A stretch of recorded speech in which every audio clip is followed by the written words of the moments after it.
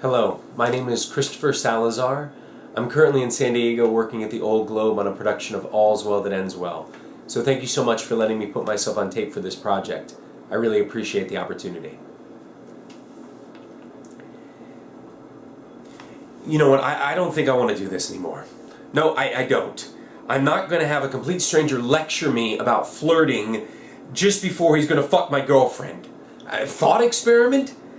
Living a radical life? This is reasoning took a left turn at Albuquerque. Bugs Bunny could better explain this to someone than I could.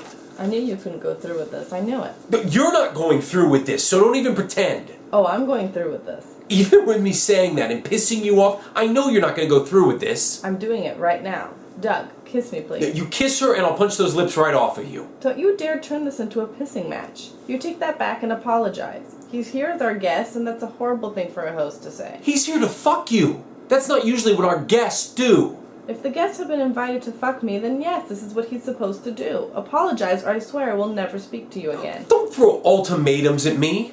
I've been damn accommodating. Oh, please. Don't tell me a part of you wasn't excited when you agreed to this. Don't make it seem like it was all my idea. It is all your idea. You've wanted a threesome. With another girl. Yes, maybe.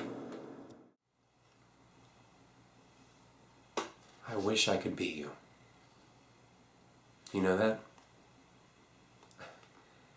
I mean, you're so much stronger. I don't know what you lean on sometimes. It's not me or your family. I mean, I suppose that's the stuff of heroes, right?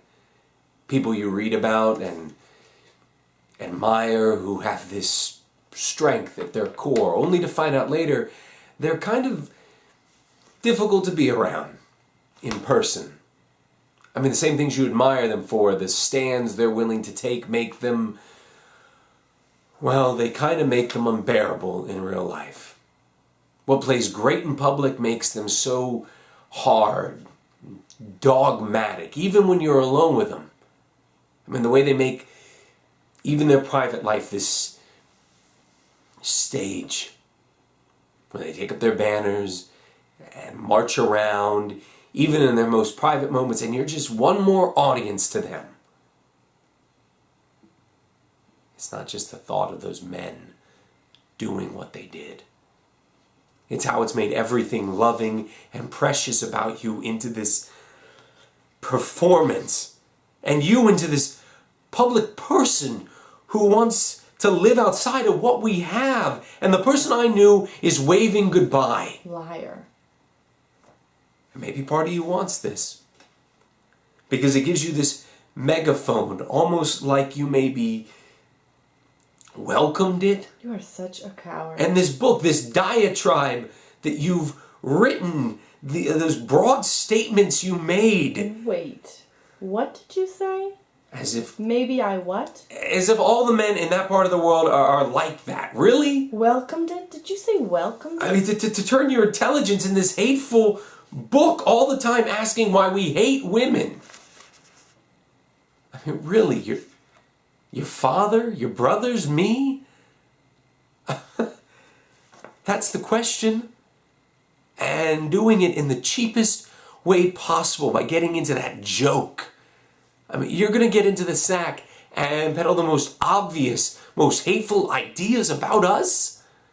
You're going to become a part of this sham, this minstrel show they have about us.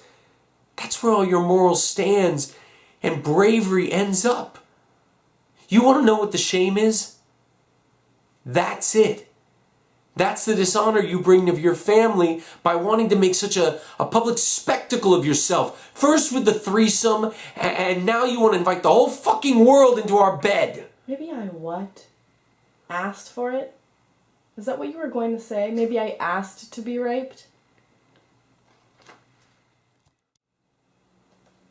Did you get their names? Yes, they were wearing name tags. Were they in uniform? No. But in the police station? Yes. Well, do you remember which station? Yes. Well, then we prosecute. Yes, let's do that. Why not, if you know where they are? It would be like trying to gather water in your arms. And even if we found them, they'd deny everything and everyone in the police station would back them up. No, there has to be a way to find them. We're going to find them. And then what? And then we get a bunch of people together and we beat the shit out of them. And what would that do? What do you mean, what would that do? It would make us feel a whole lot better. For you, it might. Fucking right it would. And you, trust me, it'll take the edge off. Why didn't you tell me? When it happened, we could have done something then. We couldn't have done anything, even then. But why didn't you tell me? Because you freaked out when I told you about the earlier assault in the crowd. Well, of course I freaked out. No, you freaked out. It wasn't just your anger, it was afterwards. The days, the weeks after that, the way you started behaving around me, like now, the way you're trying to be so solicitous. Of course I'm gonna be fucking solicitous. Treating me like I'm some invalid, like I'm broken. Why wouldn't I be solicitous? When I can see how it's really affected you. What do you mean, how it really affected me? Rashid. See what? Tell me. Don't shout at me. I want to know.